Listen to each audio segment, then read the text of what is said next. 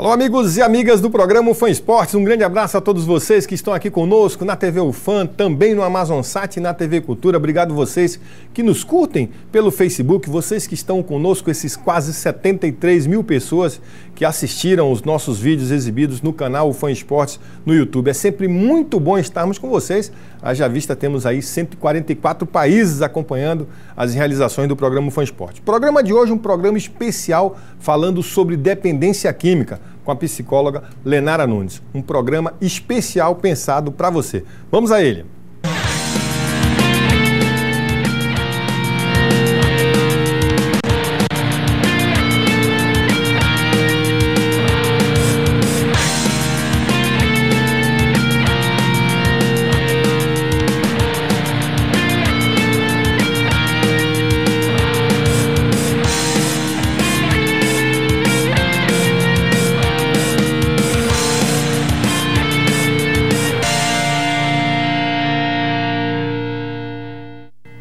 Alô, amigos e amigas do programa UFAM Esportes, um grande abraço a todos vocês. Hoje é dia 22 de outubro de 2012, mais um mês que vai embora, final de semana repleto de atividades. Aliás, a semana inteira passada repleta de atividades. Tivemos a oportunidade, juntamente com os técnicos da TV UFAM, de cobrir a 9ª Semana Nacional de Ciência e Tecnologia no Amazonas.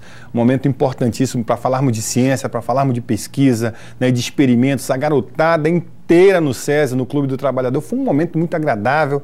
Tivemos ali a oportunidade também de vivenciar isso em todos os municípios do estado do Amazonas. Em todos os lugares havia algum tipo de atividade relacionada à Semana Nacional de Ciência e Tecnologia no Amazonas, dizendo e mostrando o potencial dos nossos pesquisadores, dos nossos alunos, das nossas crianças e adolescentes. Muito bacana esse envolvimento. Clube do Trabalhador repleto. Aliás, a empolgação dos expositores era vigente. Você olhava na fisionomia a felicidade que eles estavam por estarem expondo, e para uma galera maravilhosa, tanto alunos como professores, enfim, várias escolas. Já vamos mostrar algumas imagens desse momento, né? Tivemos a oportunidade de falar com o pessoal do CERT, essas atividades também para pessoas que possuem deficiência física e de toda a ordem, tanto visual quanto locomotora. Está aí o professor que esteve conosco, vai estar conosco também no programa Revista UFAM.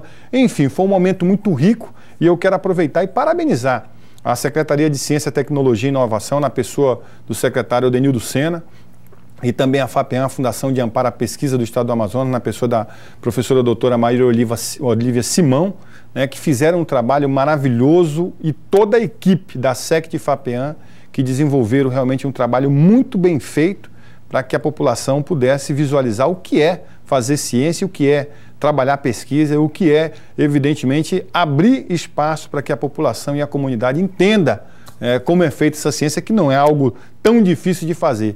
E nós vivenciamos isso no nosso dia a dia. Então, parabéns à FAPEAM, parabéns à SECT e toda a sua equipe, porque foi um momento marcante. E depois, ao longo do programa, falaremos de novo, mostraremos mais algumas imagens para vocês que estão curtindo esse programa UFAM Esportes, como sempre, muito especial. Vamos lá, vamos continuar trabalhando essa temática. Esse aí é o Fusca movido a energia solar. Olha que bacana, que beleza. Quem é que sabia que nós temos aí um Eco Fusca, né? Então, são imagens maravilhosas, marcantes. O SESI esteve tomado por um público diferente. Olha só, a presença do governador foi lá conosco, conversou conosco, falou com o pessoal da Uninorte, entendeu aí o que são esses produtos que são apresentados. Sabão, né, feito com óleo de cozinha, saía um coletor, tá aí o Márcio, que apresentou para o governador. Um momento muito importante, muito rico. Aí o professor Denildo e todo o pessoal da equipe, Robério Braga, estava também ali a Maria Olívia Simão. Foi um momento bacana, um momento marcante, porque aí, olha só, que barato isso aí. A garotadinha interagindo com a feira, curtindo ali, olha só.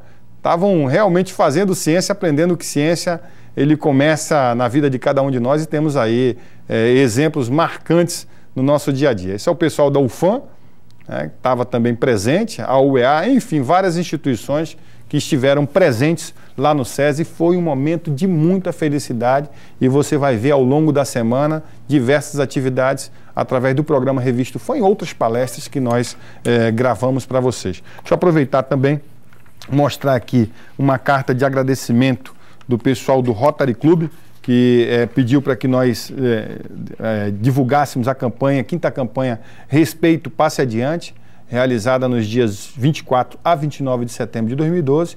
A gente tem o maior prazer de mostrar um trabalho bacana da professora Kátia, a professora doutora Kátia Tomé, com o pessoal do PROAND e toda a equipe, né? A equipe também da secretaria. Temos uma secretaria nova e aí, evidentemente, um trabalho bem feito. A gente só tem realmente que agradecer os agradecimentos. Rotary Club nem precisaria ter feito isso porque nós estamos felizes com o trabalho que realizamos. Quero finalizar aqui que eu tenho uma visita maravilhosa para mim hoje, a doutora Lenara Nunes, que vai conversar comigo a respeito de dependência química, mas eu queria, pela última vez, tratar a questão da primeira Copa, o Fã Esporte de Jiu-Jitsu Infanto-Juvenil.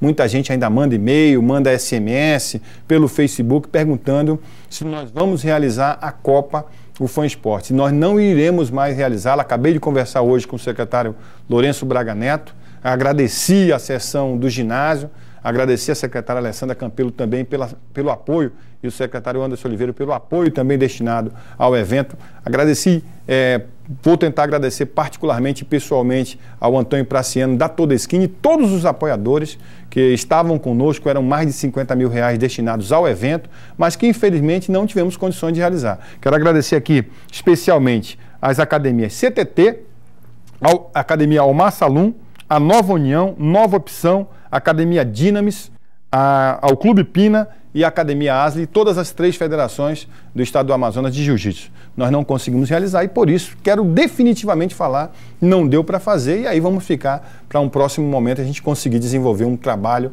da maneira como nós pensamos. Acatamos a ideia do Antônio Praciano enquanto patrocinador, a ideia das equipes, 20 equipes com 30 atletas, mas infelizmente não foi não foi levada a cabo essa possibilidade. Enfim, definitivamente não acontecerá mais a Copa, a primeira Copa Fã Esportes de Jiu-Jitsu Infanto-Juvenil no dia 24 de outubro, que era dia do aniversário da cidade de Manaus, que é dia do aniversário da cidade de Manaus, e nós queríamos dar um grande presente para a cidade de Manaus. Enfim, fica para uma próxima oportunidade e a gente realmente deixa para um momento oportuno. Vamos lá, vamos conversar hoje sobre dependência química, um assunto que me é muito caro, até porque vivenciamos essa situação e queremos mostrar para vocês o que fazer, como fazer e como vivenciar essa situação de uma maneira mais tranquila e muito mais abalizada. Para conversar comigo, Lenara Nunes, obrigado pela presença, a gente fica muito feliz de tê-la aqui e eu espero que nós possamos fazer uma grande entrevista esclarecendo a população a respeito dessa questão que é dependência química. Obrigado pela presença, boa tarde.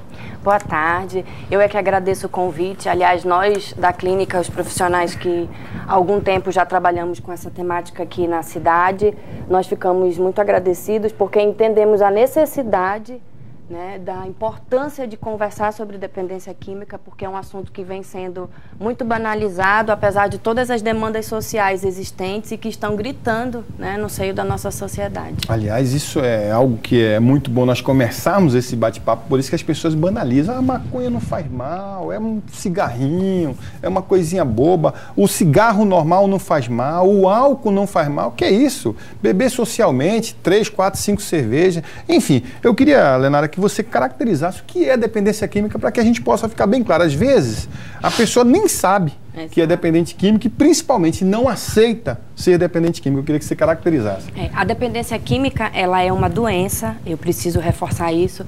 Ela tem sinais e sintomas muito característicos e possui critérios muito bem definidos para uma pessoa receber o diagnóstico. Só que, apesar de serem critérios bem definidos e amplamente estudados pelo mundo científico, digamos assim, ele não possui um quadro clínico tão simples para um leigo avaliar. Justamente porque a pessoa que é dependente química e que faz uso de algum tipo de droga, principalmente o álcool, né, que é o mais banalizado, ela tende a mascarar esses sintomas, ela tende a esconder, porque ela tem uma grande dificuldade em, primeiramente, aceitar para si esta questão, esse problema, principalmente para os outros, porque ela sabe que a partir do momento que ela manifestar isso claramente, ela vai ser cobrada e uma postura diferente vai ser pedida dela.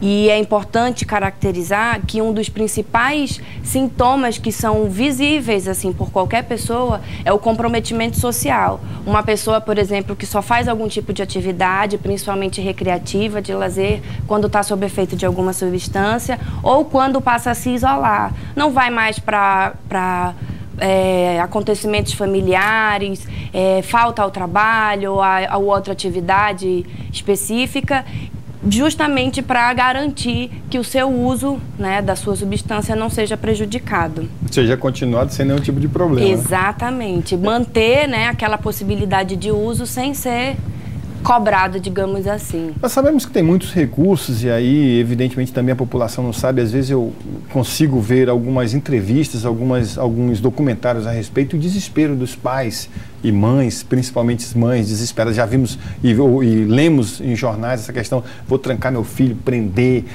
com cadeado, com corrente e tal, para que ele não possa sair, não está aí à mercê de novo do traficante, de novo da pessoa que é o avião que passa, enfim. Queria que você falasse também quais são as modalidades de tratamento para que, de repente, onde a família pode se amparar. Existem hoje vários modelos de tratamento e é importante ressaltar que não existe um modelo específico para todos os dependentes químicos. Não é um modelo que vai determinar a cura, até porque não se fala em cura. Se fala de manutenção de abstinência ou manutenção de um tratamento escolhido. Mas existem hoje intervenções ambulatoriais, existem hoje grupos anônimos, existem hoje internações a longo prazo e tempo reduzido, existem intervenções psiquiátricas que muitas vezes são necessárias, apenas desintoxicação, enfim. Existe hoje várias modalidades e o que é mais corrente na literatura é exatamente isso, que é o paciente, com todo o seu contexto de singularidades, que vai determinar o tratamento. O paciente e principalmente a família, que é um fator primordial para o sucesso ou não do paciente que tenta um tratamento. Como nós estamos falando de tratamento, depois eu quero abordar muito essa questão da família, que eu acho que é fundamental. A família tem que estar muito atenta. E aí, eu mesmo, por ignorância, olha aquele maconheiro ali e tal, e você não sabe que aquilo ali já é consequência, né? Aquele bêbado ali e tal, aquilo ali já é consequência do problema. E eu queria que você destacasse também essa questão, por exemplo, da forma do tratamento. Eu conheço, a partir do que aconteceu conosco, né, que é a questão da involuntariedade e também da voluntariedade. Então, eu queria que você falasse disso antes de nós falarmos da família. Por quê? Porque, às vezes, pai e mãe não sabem que podem, através de ter um anteparo da lei, né, colocar seu filho numa clínica para que ele possa ser ajudado. Aquilo é uma ajuda. Ele é um doente que ele não admite que ele é doente. Não, aliás, usa de vários subterfúgios para escamotear essa situação, mas que a família tem que ter esse suporte. Olha, você pode colocar, seu filho não vai te processar, seu filho não vai te mandar prender, porque, na verdade, você está fazendo com um amparo da lei. Exatamente. Sem querer entrar muito nessa questão jurídica, mas hoje existe uma grande discussão sobre internação involuntária e o que eu preciso deixar claro é que existem clínicas preparadas sim para isso, principalmente com esse amparo jurídico, onde a família se submete a um termo de acordo ou a um termo de aceitação de qualquer possibilidade do que venha acontecer com o tratamento. E mais do que isso, o que eu preciso falar, a partir da minha experiência, principalmente clínica, de que há alguns anos trabalho especificamente com dependência química, que a questão da voluntariedade ou da involuntariedade não é determinante no sucesso do tratamento. Ou seja, uma pessoa que entra querendo se tratar em uma clínica ou em um contexto ambulatorial, ao lado de uma pessoa que não quer se tratar, ou seja, não aceita que tem problema com droga, não necessariamente isso vai determinar um sucesso no tratamento.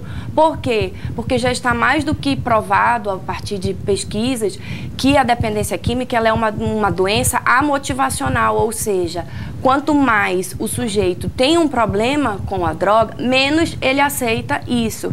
E se as pessoas ficarem esperando, principalmente os familiares, que ele venha com essa vontade não necessariamente acontece. E existem técnicas hoje muito específicas para que essa vontade desse sujeito ela possa ser trabalhada com mais cuidado. Claro que eu não estou garantindo aqui que, olhe, leve mesmo ele sem querer, que isso vai dar um bom sucesso. Na verdade, não é isso, mas existem hoje técnicas para isso. E um outro contexto também que eu preciso falar aqui é que hoje em dia se fala muito de que o uso de drogas é uma escolha do sujeito, dentro da sua singularidade, dentro das suas características únicas, ele escolhe ou não usar. Só que, com o avanço da neuroimagem, está mais claro ainda que o cérebro sofre várias alterações com o uso de droga. Portanto, não é bem assim, não é simplesmente uma escolha. Existe sim um adoecimento orgânico, existem modificações cerebrais, químicas, que vão determinar o adoecimento desse dependente químico, desse usuário de droga. Perfeito. Como nós estamos fazendo programas especiais para a TV Cultura, para o Amazonsat, a gente vai conversar hoje, estamos conversando hoje sobre dependência química, aí vamos ter que dividir em alguns programas, enfim, nós vamos falar muito sobre essa temática, é uma temática muito importante e muito banalizada, cada vez mais banalizada, porque tem interesses aí que são interesses escusos, e sabemos que tem recurso para tratamento, tem recurso para você disponibilizar. É obrigação também dos governos, tanto o federal, o estadual e o municipal, tem que ter essa preocupação. E nós vamos trabalhar, estamos trabalhando aqui muito e vamos discutir muito essa questão da dependência química nesse programa Fã Esportes especial. Doutora Olenara, eu queria que a senhora também trabalhasse agora sim essa questão da importância da família para o dependente químico. Sem isso, sem esse suporte, ele certamente não conseguirá se reerguer. Exato. Eu gosto sempre de falar a partir da minha experiência, da experiência que nós aqui em Manaus já temos há algum tempo. O quanto que a família ela é fundamental num tratamento. A gente tem observado que aqueles indivíduos que possuem o apoio da família, ou seja, uma família que aceita o tratamento junto com o dependente químico, esse dependente químico tem mais chance de sucesso. Por quê? Porque é muito comum uma família virar e dizer assim, mas o meu problema é o meu filho que usa droga, o meu problema é que ele rouba as coisas lá de casa, ele some com dinheiro, ele não vai para aula, ele não quer saber de nada. E em determinado momento, quando esse sujeito aceita que tem um problema com drogas, ele entrando num tratamento, fica muito claro que existe um contexto familiar que precisa ser observado e que precisa ser modificado. E aí a gente vê que é uma dificuldade muito grande desse familiar aceitar que ele também está doente, né? O dependente químico possui a doença, a dependência química, mas também o familiar sofre do que nós chamamos de codependência, que é justamente esse adoecimento em não querer perceber que você também adoeceu, com as noites acordadas, com o medo do que o filho vai fazer, com as tentativas de tapar os buracos que esse dependente químico deixou. Esse familiar, ele precisa entrar em tratamento, não só dando o suporte para o dependente químico, mas também para a sua própria história, para a sua própria família. Vamos começar então a falar, Lenara, dessa questão das melhores formas de prevenir, que isso aí é fundamental, por isso que a gente fala muito e usa muito o esporte também como uma ferramenta pedagógica, uma ferramenta importante para essa retomada na recuperação. Enfim, queria que você falasse dessas estratégias de prevenção. Exatamente, essas estratégias de prevenção, elas são muito importantes de serem comentadas, justamente porque já está muito claro que prevenções do tipo, não use drogas, drogas não é bom, esse tipo de prevenção não são as mais eficazes. Por quê? Porque um sujeito que faz uso de droga, ele vai sentir prazer sim num primeiro momento. As prevenções que poderiam garantir maior sucesso seriam justamente aquelas que iriam psicoeducar os sujeitos para eu escolho ou não, mas uma escolha pautada no conhecimento, uma escolha pautada no que o meu organismo vai sentir, o que vai acontecer comigo caso eu me decida fazer algum uso de substâncias. E o esporte, ele tem sim essa característica, né, de integração, de ressocialização e também de prevenção. E eu posso falar que eu fico muito triste quando eu observo, por exemplo, nos campos de Manaus, nos campos de futebol dos diversos bairros de Manaus, que antes dos treinos ou das brincadeiras, enfim, existem usuários que se reúnem para fazer o uso de qualquer substância, né? E não só a recreação em si. Mas isso também perpassa por outros contextos, por outras questões sociais, sociais, outros contextos que precisam ser melhor avaliados. Mas o principal, e a mensagem que eu quero deixar aqui, é que prevenção precisa se fazer com psicoeducação, explicando para aquele sujeito o que vai acontecer com ele caso ele se decida a usar droga ou não. Porque muitos, principalmente dos adolescentes, nem sequer imaginam o que vai acontecer, principalmente com o cérebro deles, que ainda está num processo de maturação. Então, quando a gente é informado, a coisa fica mais séria, né? Porque a gente sabe o que vai acontecer. Nós vamos destacar bastante essa temática. Eu tive lá no SESI nesse final de semana, nós tivemos a oportunidade de conversar com o pessoal da PM, que tem um trabalho bacana que é o ProERD. Se Deus quiser, vai vir aqui também. Conversei com o responsável lá, um dos coordenadores, já conversei com o coronel, também responsável, e eu penso que cada vez mais importante nós temos essa educação.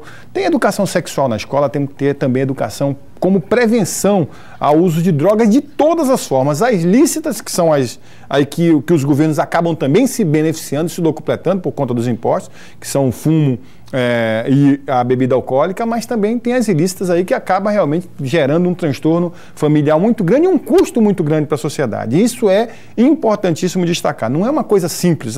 Não, está fumando, deixa para lá, ele é maconheiro, ele é um beberrão. Não. Isso aí traz consequências gravíssimas à sociedade. Há um custo muito alto para o meu bolso, para o seu bolso, para você que está vendo, e é evidente que a gente tem que tomar esse cuidado para que as pessoas fiquem orientadas. E quando você faz esse trabalho na infância, na adolescência, você acaba limitando bastante essa possibilidade de chegar ao uso.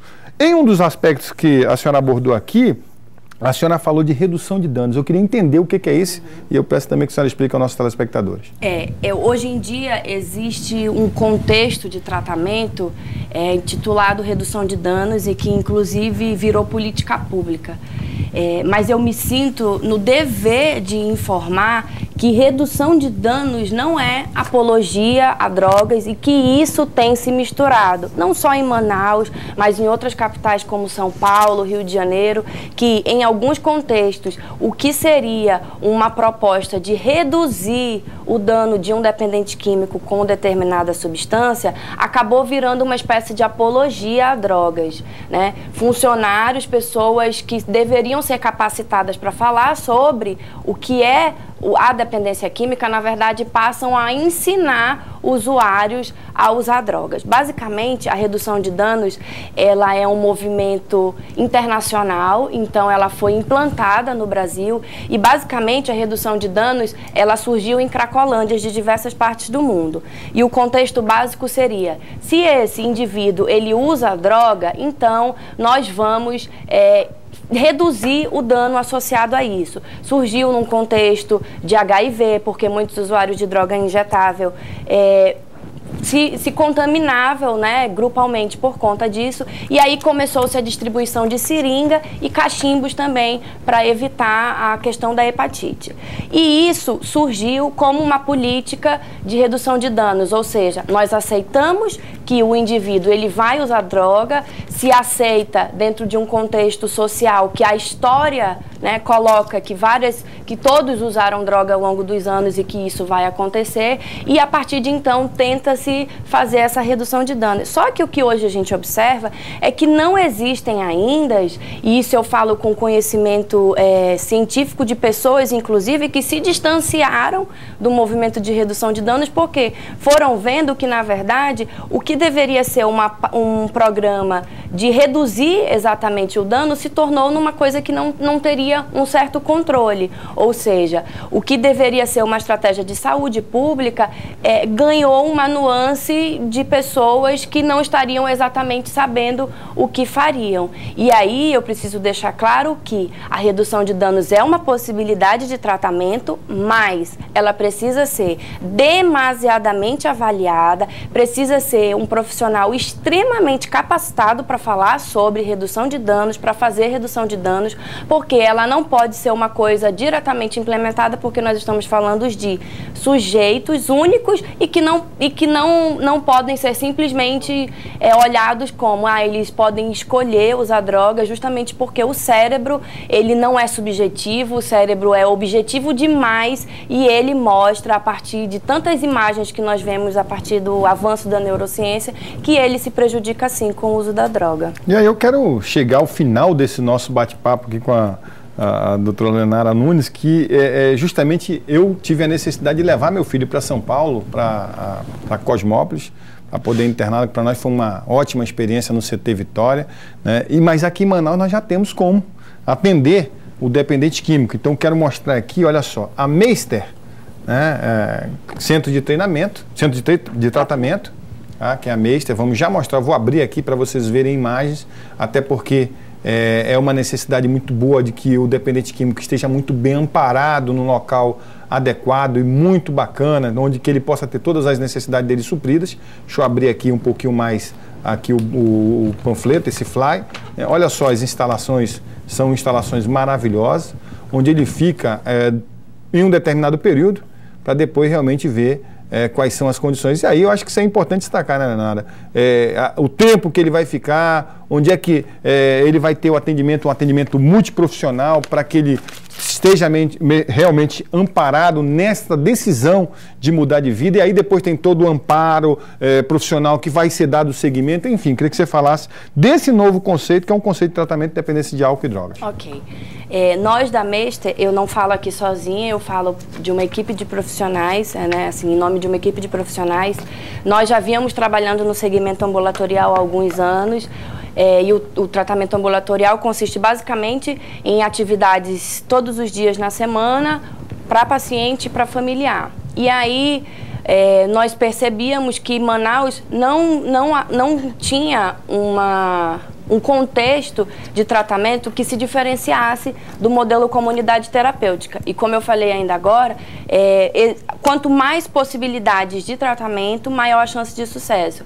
Então, a partir de uma proposta, né, o Alan Campelo e o Plínio Benfica resolveram se unir para criar esse contexto da Meister Centro de Tratamento, que é uma casa de internação, atualmente apenas para homens, com um contexto de 45 dias de internação, com atendimento psicológico especializado, programa 12 Passos, que são os narcóticos anônimos e os alcoólicos anônimos, atendimento familiar, atendimento médico, enfermeira, né?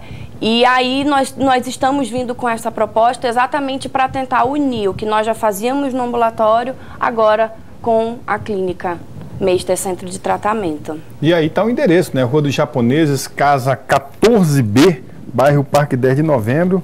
Telefone para contato 3634 4061 ou contato @meister.med.br. E tem também o ambulatório, como você está vendo aí, na Avenida Efigênio Salles, conjunto Mucuripe 1, casa 11, no bairro Parque 10 de Novembro. Os fones são todos aí 36461816, a partir das 14h30. Aqui em Manaus, e eu fico muito feliz, quero mandar um grande abraço ao amigo Plínio Benfica, que foi a primeira pessoa que conversou a respeito disso comigo. Eu e o Rainar estivemos lá algumas vezes, ele ficou mais tempo do que eu. Quero mandar um grande abraço também ao amigo Alan Campelo, nós que já nos conhecemos de muito tempo, é um mestre do jiu-jitsu também. A gente fica muito feliz, Lenara, porque na verdade é uma alternativa, e nós não tínhamos em Manaus. Então, quer dizer, você tem que... Pega teu filho e vai-te embora daqui para você desesperado, imagina, né? A situação complicada. Hoje, quem precisa de tratamento tem essa oportunidade, tem essa clínica à disposição. E ressalto ainda mais, conversei com o deputado Tony Medeiros, para que nós pudéssemos pensar em criar novas alternativas, novos locais disponíveis, com o anteparo do governo federal, municipal e estadual, para que nós possamos ter mais ambientes para deslocar as pessoas que têm realmente necessidade, voluntariamente ou involuntariamente. Nós sabemos do trabalho da Casa da Fazenda Esperança, tem outros locais também, mas existe a necessidade de nós termos o local para atendimento involuntário, que em Manaus não tem. E aí, evidentemente, o cara fica à mercê de você ter essa, eu quero ir. E não é isso. Tratamento para dependente químico é um tratamento seríssimo e é como eu estou falando, não é uma coisa que prejudica apenas o dependente. Isso eu conversei muito com o Rainar. Prejudica todo mundo. Prejudica a avó, prejudica o avô, prejudica todo mundo, né? Pai vai pro buraco, mãe vai pro buraco, enfim, todo mundo. A família inteira acaba entrando nesse processo também, como tu falaste, precisa de um tratamento geral, porque é realmente uma coisa que deteriora a família, destrói a família, mas que a gente fica muito feliz quando vê a recuperação. Para mim, hoje é uma felicidade eu conversar com meu filho, saber que ele está bem, né? Dar sempre um beijo dele, um abraço nele, ligar para ele e ele mesmo conseguir se desvencilhar, porque as armadilhas estão aí para todos nós. Exatamente. E aí eu queria falar que nós também fazemos um procedimento chamado intervenção orientada, que é justamente o quê?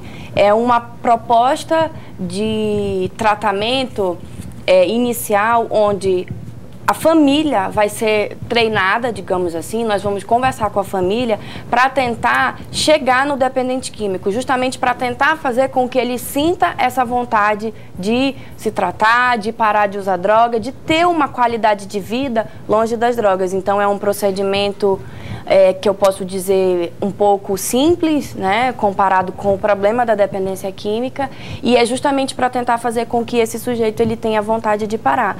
Porque o que a gente observa, e eu gostaria também de falar isso, é que o dependente químico, muitas vezes, ele ainda tem uma identidade mito. O que seria isso? Esse menino aí, ele usava droga, disse que parou de usar, mas eu não sei se é verdade, eu não sei se é assim.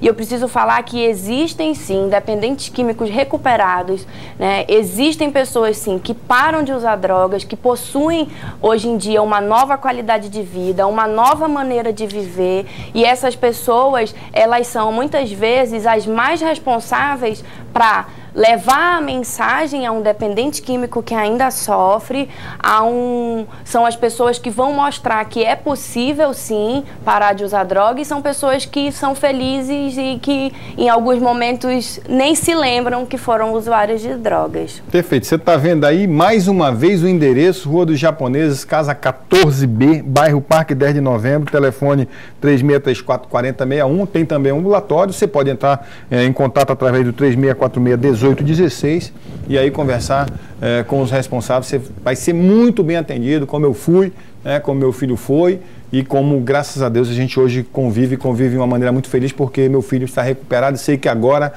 claro, vai ser adicto o resto da vida, porque é sempre uma preocupação muito grande. Isso eu aprendi em São Paulo e não tem como ser diferente, mas é sempre uma prevenção e a gente fica muito feliz quando vê cada tijolinho que ele vai colocando e conquistando. É mais um tijolo no alicerce de uma boa personalidade, um sucesso grande para todos nós.